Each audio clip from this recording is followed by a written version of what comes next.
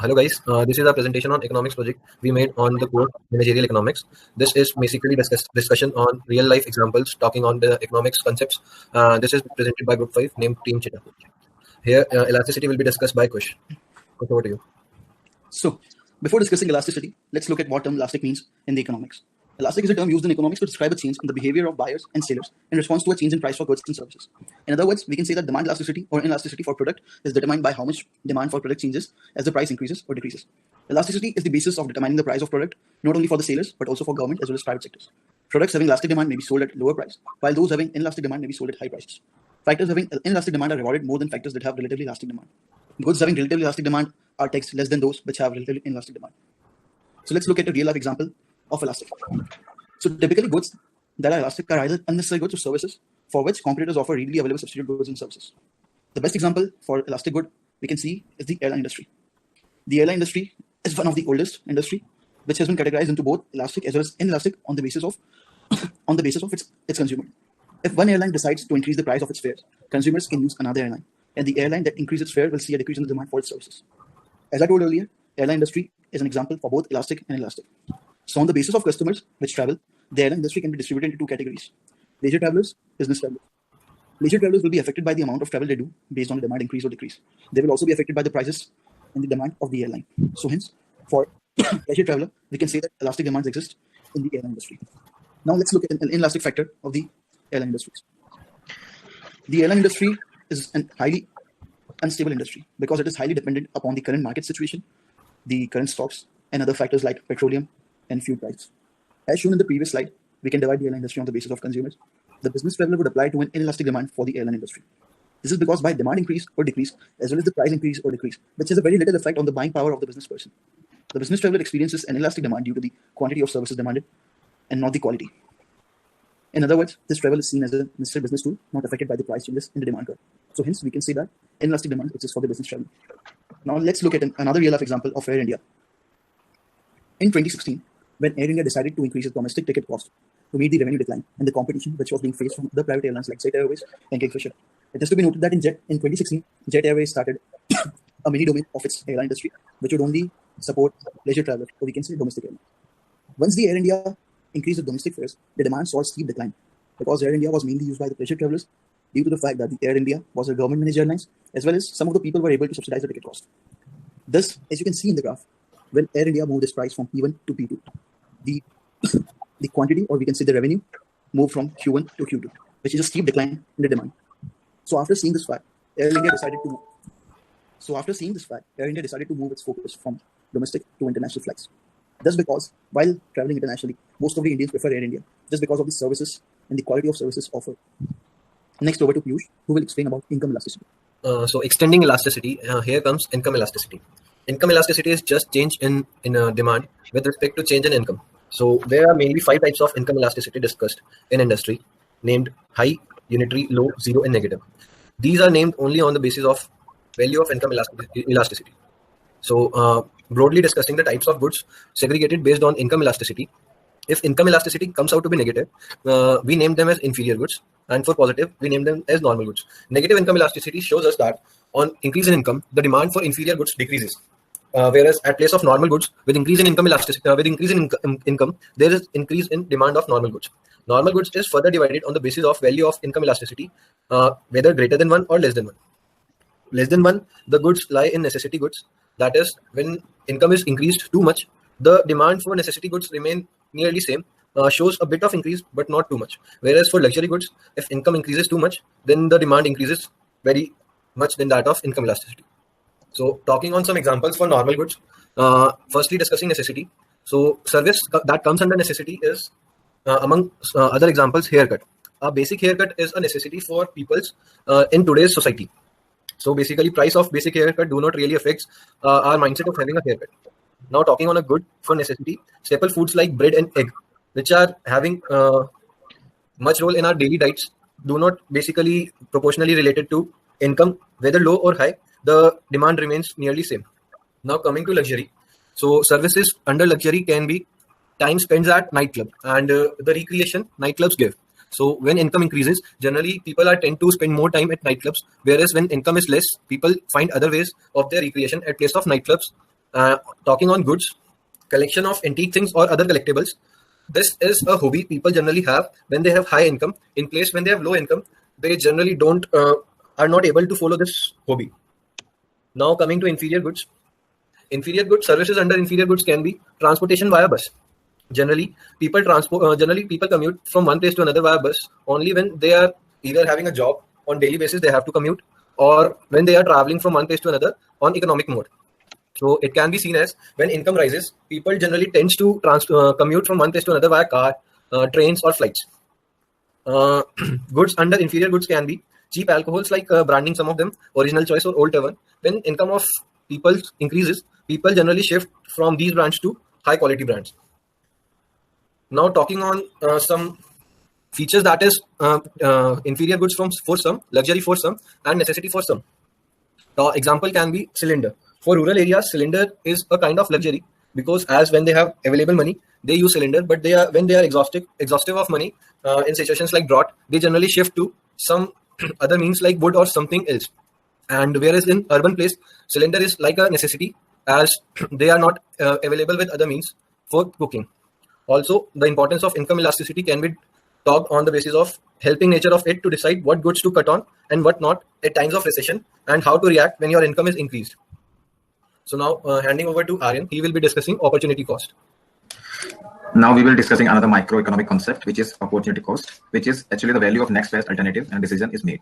Technically speaking, opportunity cost is return on the next best option not chosen minus return on the current option chosen. So the real life scenario which we were discussing is for fresh graduate, he has like two options, but either to pursue an IT job and continue like start working and earning money, and either he can go for pursuing MBA.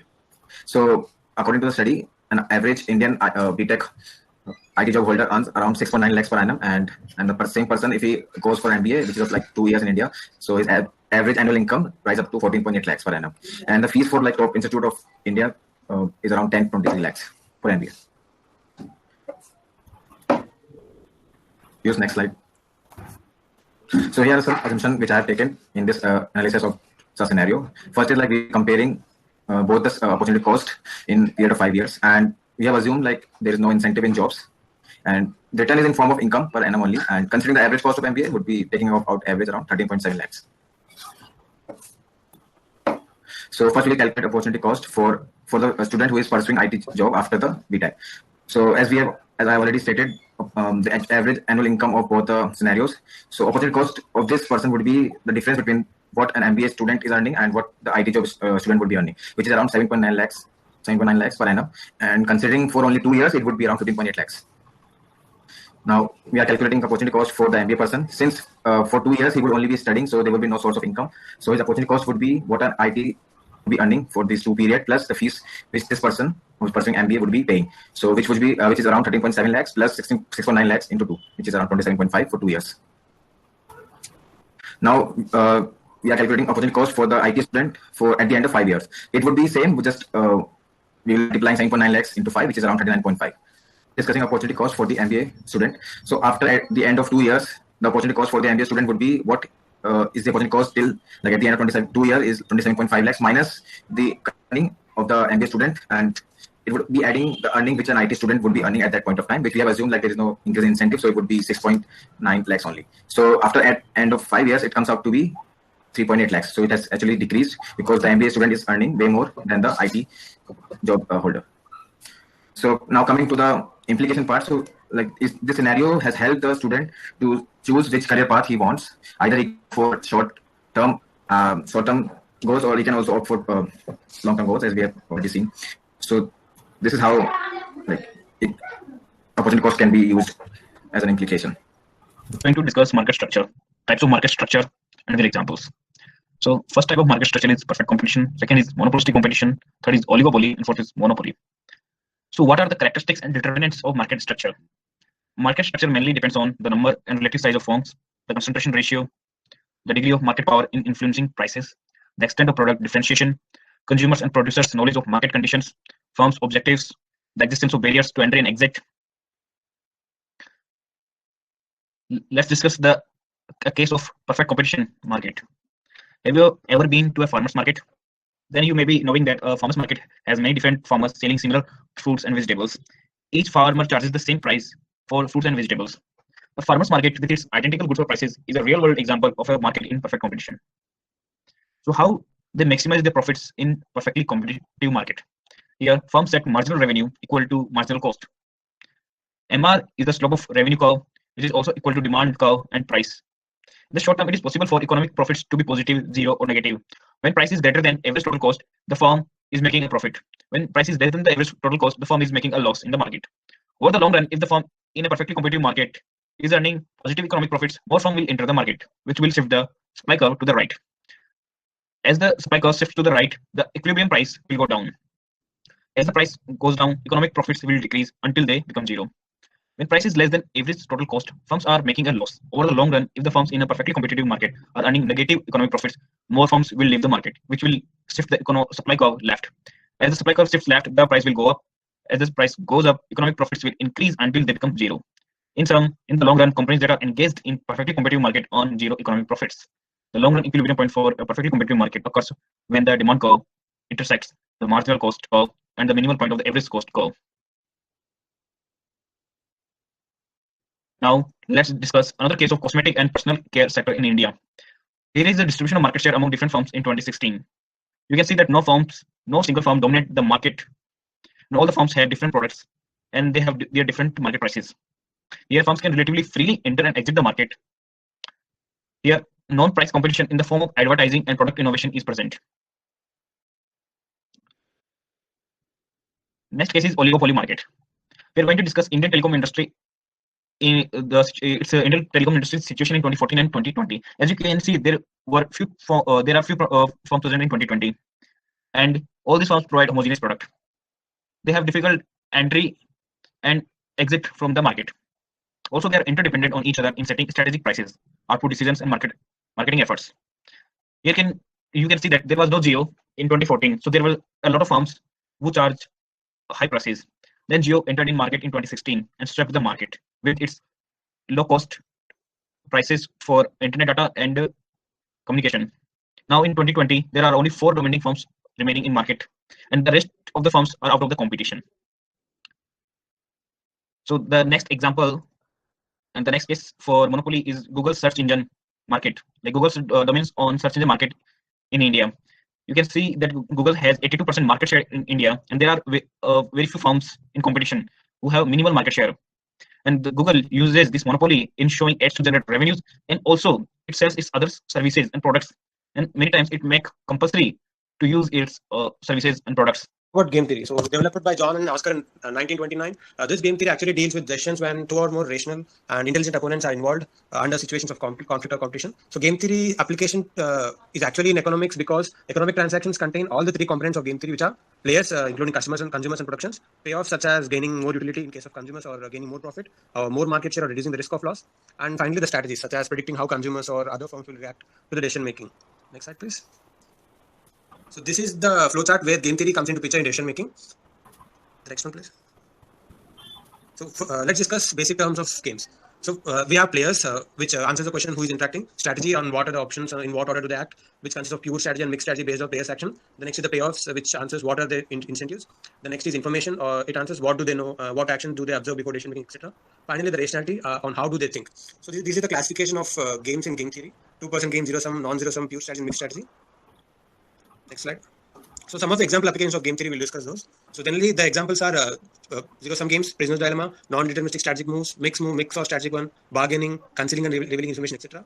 So of which first we'll discuss the prisoner's dilemma. So generally to explain this, let's consider ourselves as Whitewater from Breaking Bad. He's a professor, as you all know. So let's take this case of Whitewater and Jesse. So this table to the right shows that if you plead guilty and Jesse confesses, it's a defect and Jesse will be released, etc. So A and B are defect and cooperate respectively. So the strategy for this game comes in the next slide. So next slide.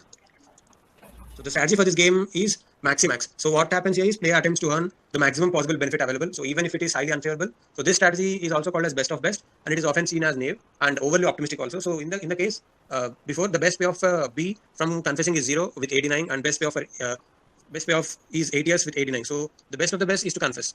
And the next strategy is minimax. So maximin. So player chooses the best of worst payoff. So here the same comes the same when applied to the table. Worst payoff for B is confessing, and that is when A confesses. Again, worst payoff for B is also confessing. Even A denies. So therefore, the best of the worst is to confess. So in the business dilemma, we see that both the maximin and maximax strategies would be to confess. So when this occurs, it's called dominant strategy. So dominant strategy is the best outcome irrespective of what the other player chooses. In this case, it's each player to confess. So both the optimistic maximax and pessimistic maximin leads to the same decision before taking. So the next one is the Nash equilibrium. The types of games is non-cooperative and cooperative games. So it's generally based on the participants' decision making. Next slide. There are also repeated games in which we have same game repeated multiple times. The possible outcomes and the predictions will be much simpler in these types of games. So advantages become temporary, and winning strategy generally for these games is tit for tat. The next slide one. Finally, the sequential games. So sequential games are generally observed in many firms. So one player acts first, followed by the other. So consider this case shown below. There are two firms, and one new product might be introduced and might not be. So when this diagram is considered, firm one develops a brand loyalty associated products with the firm in mind of the consumer. So thus, first one is more advantageous, where no new product is introduced into the market. So similarly, we obtain the equilibrium where 2 and 2. It's no new product for both firms. Next slide. The equilibrium which we talked before was actually Nash equilibrium. So this Nash equilibrium was shown by John Nash. So he said that in a non-cooperative games, there exists an equilibrium at which no side has any rational incentives to change the chosen strategy even after running through all the choices available for the opponents. So by mathematically proving that equilibrium points exist, so John Nash showed that important economic, political, or even social interactions can be hinged on desirable outcomes without any need of any other external context. So Nash equilibrium actually allows the possibility that decision makers follow randomized strategies. Allowing randomization in game theory is very important because we always have finite games as the most practical possibilities. So coming to this practical applications of game theory, the game theory is applicable in generally two types. So first of all is coordination between players and the players with opposing preferences. So Nash equilibrium plays a part in both the players. So in the first part, when coordination between players is present with different preferences, we have one Nash equilibrium, that is the left side of the slide shows, which is player 1, player 2, both I and I. Whereas coming to players with opposing preferences, we will not have any Nash equilibrium because the payoff probability increases to other side for every respective choice. The next slide. Next topic is game of entry deterrence. If a new firm enters the market, then the payoff will depend on whether the new existing firm fights or accepts the new firm. If the existing firm fights, then the both firms do not get anything. If it does not fight, then the existing firm gets some and the new firm get more. Therefore, the equilibrium is for the new firm to enter and the existing firm to accept. However, if the existing firm can give a credible threat to the new firm that he will fight, then he may be able to persuade the new firm to stay out. He could do this by investing extra capacity or decreasing the price. This would deter entry. So although the monopolist would never use this, as he would prevent entry. Next is price strategies. When applied to business economics, game theory attempts to explain the behavior of interdependent firms operating under condition of uncertainty. One particular application to business economics involves understanding how and why decisions are made by oligopolists in pursuit of their objectives, such as whether to compete or to collude or raise price or lower prices. Game theory can also be used by regulators to regulate prices and assess the likely effect of fines and penalties on the behavior of the firms. Next is limitation. Everything has its own limitations, like in game theory, as the number of minimax and maximum shows that the gaming strategies become increasingly complex and difficult as the number of participants increases. And in game theory, you need exact information of your rival. That is not possible in practical case. And now our next topic is production theory. Production theory deals with the relationship between prices of commodities and the prices of productive factors used to produce them, and also the relationship between the prices of commodities and the productive factors. Average product is the total output upon the total quantity of the inputs, and the marginal product is the extra output added for each additional unit of input, while all the other inputs are constant. Means we change only one of the input. Now, next topic is law of diminishing marginal returns. Over to Ashish. So now we will be looking the law of diminishing marginal returns. This law states that adding an additional factor of production results in smaller increase in output. After some optimal level of capacity utilization, the additional input reduces the per unit incremental returns. It's a short-term concept. Here you can see that the effect in the graph reduces the production rate, and we get negative returns after the maximum yield point. Now let's look at a practical example. Assembly of a car. In a garage, when we go to a garage, we can clearly see that when we increase the number of the workers on a particular vehicle, the efficiency increases initially. However, let's say if we increase the number of workers to 5, then the productivity starts to decline, and the rate of and after increasing to 10, we start to get negative returns. So here the results are getting reduced as we increase the workers. Also, we can relate it to our daily life, like spending more time on social media or excessive sleeping. After optimal time, we start to experience negative results for both activities. Next slide, please. So let's look at productivity. What's the productivity? It's defined as the ratio of the output to the weighted average inputs. Productivity depends on the following factors: technology and innovation. This includes product and process development. In day-to-day life, we can observe that these changes at a great extent, like ordering food from our home, connections with friends on social media, and many more. These technological developments have helped us to increase productivity. Second point is economies of scale, and third point is economies of scope. Let's look at both of these. Next slide. Economies of scale. This is a quantitative concept. Economies of scale are the cost advantages faced by a business as the manufacturing becomes successful, since the cost can be distributed over a greater unit. Thus, the size of the firm is related to it, as a result of which the larger business would have more cost efficiency and higher level of production. The example of this would be Chinese smartphone companies like Oppo, Vivo, Redmi. These companies provide phone at cheaper rate due to mass production of these phones. Also, they use this concept heavily. We have encountered numerous situations where we have seen the concepts like this in our college fest, where we produce volunteers at cheaper rate if we increase the volume of the t-shirts produced. Economies of scope. This concept describes situations where producing two or more goods results in a lower marginal cost than producing them separately. The major difference between the economies of scale and scope is that scope produces a variety of products together, while economies of scale produces the same product repetitively. Unilever is an example of economies of scope. Unilever efficiently produces hundreds of products. The company can afford higher expensive graphic designers and marketing experts who can use their skill across the companies and adding the value to each of one of them. And to hire each one individually would cost them heavily. So here we can see they use the workers in the employees in such a way that they can reduce the per unit cost. Also, we can see that various hotels in our local areas in which they use the same building efficiently for conferences, birthday parties, and dining. However, if they want to build separate buildings for particular events, then the cost incurred would be way higher. We can see the same in coffee shops as well. Another practical example would be dairy products, where the same milk can be utilized to make different outcomes. Next, please. So, thank you so much, everyone.